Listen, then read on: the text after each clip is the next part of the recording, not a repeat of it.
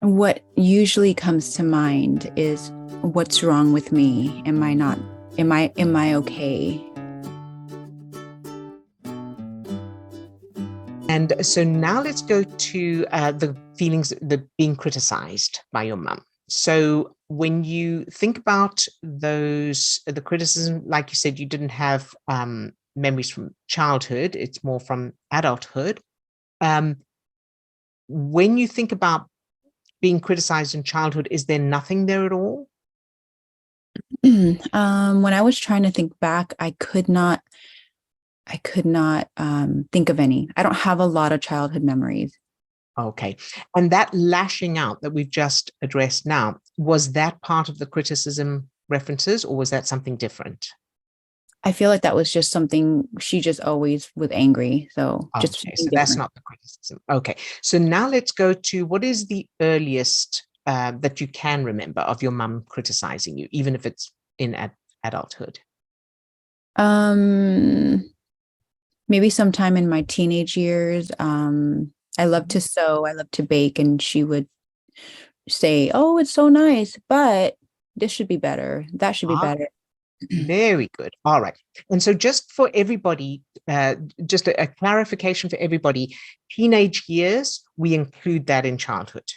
So teenage years count because that's still part of where we are breaking away, but we are still impacted by our parents. It's still part of the foundation. So obviously the earlier ones are the stronger one or the more effective ones, but teenage years count as well. So that's really good. So let's go to one of those. And so you've done something. Can you pick one that is the strongest or that can represent all of the others?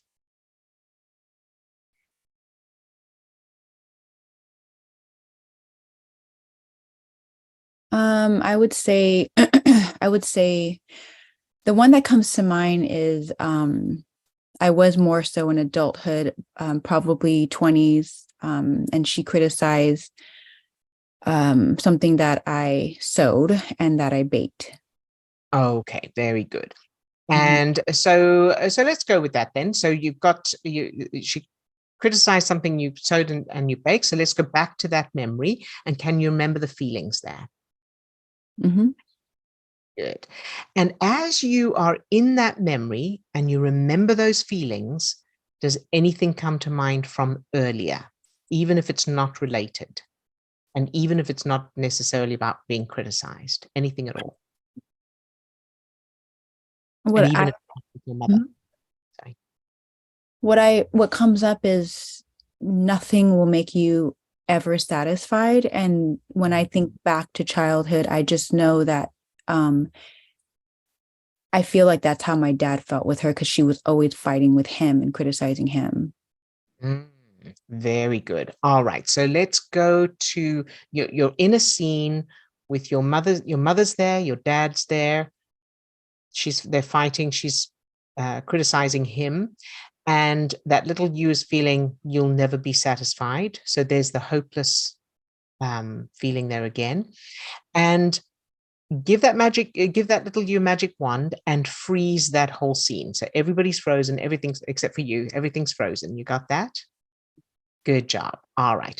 So now I want you to have a look at your mum and I want you to notice that there's like something dark inside her, like a dark patch, and it could be in her heart or in her brain or something like that. It's a darkness that is like a curse that she's had from childhood.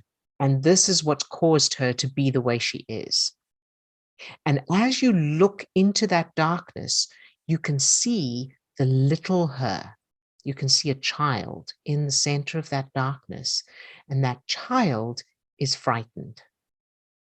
Can you imagine that? Very good. So that's the little her surrounded by darkness inside the adult her. Now, the little you has a magic wand, and I want you to imagine magicking her. So as you wave your magic wand, you see a bright white light goes out of the magic wand and into that darkness and transforms it to light. And the little her is relieved and grateful because she's now safe. She's no longer in the darkness anymore. And now as you unfreeze her, you unfreeze the scene, it's like she's waking up from a trance. So there was a curse on her. That little you had the power to lift that curse, and now she's free. Can you imagine that? Mm-hmm. Can you see the relief in her face? And can you imagine how grateful she is to you for freeing her? Mm-hmm. Good job. Very good. And how does that feel? It feels good. Good. And now, how is she with your dad? What does she do? What do your parents do as you're watching them? She says that she's so sorry and that she didn't realize how she's been acting and she's going to be better going forward. Very good. And how does your dad respond? He's really shocked. Good. Very good. And can you imagine them hugging? Good. And then they turn to you and they open their arms and they draw you in as well so that they're hugging you. Good Mhm. job, sweetheart. And how does that feel? It feels good. Very good. Good job. All right.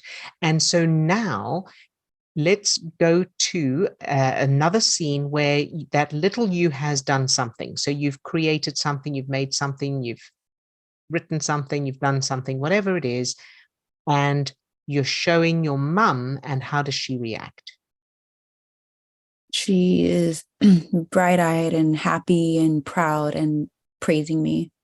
There you go. Very good. So I want you to repeat that moment in time over and over and over. So creating these memories it's okay, but it's not enough because it's like reading something once. Your brain's not going to remember it unless you repeat it.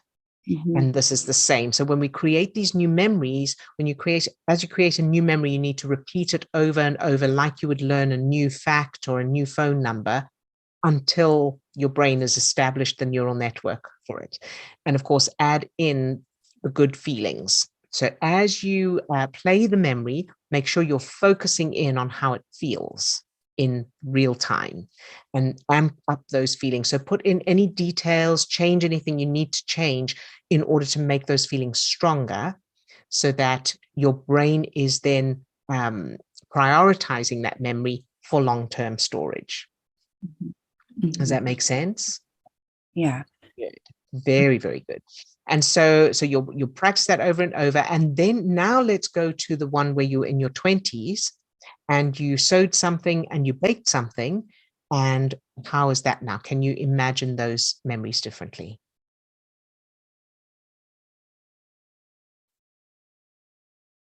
Hmm.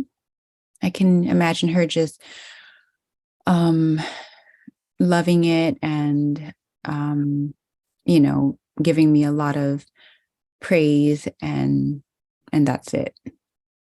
Very good. Good job, Raquel. So how do you feel now? I feel good. I feel I feel supported. Good. Very good, sweetheart. And now let's just check in with the physical symptoms. So as you think of whatever physical symptoms might be there, what comes to mind?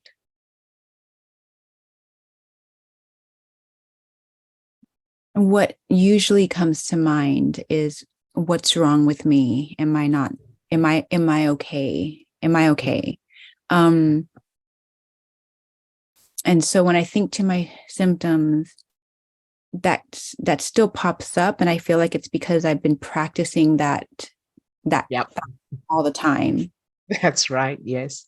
So now what I want you to do is answer that with the proof, which is your mother praising you, loving you, and you can see the expression on her face. You can hear her tone of voice. So that provides your brain with the answer to, am I normal? Am I safe? Is there something wrong with me? You now have proof in your childhood that you are safe. There's nothing wrong with you. You are wonderful and you are treasured. Okay. All right. Yeah. Does that make sense? Yeah.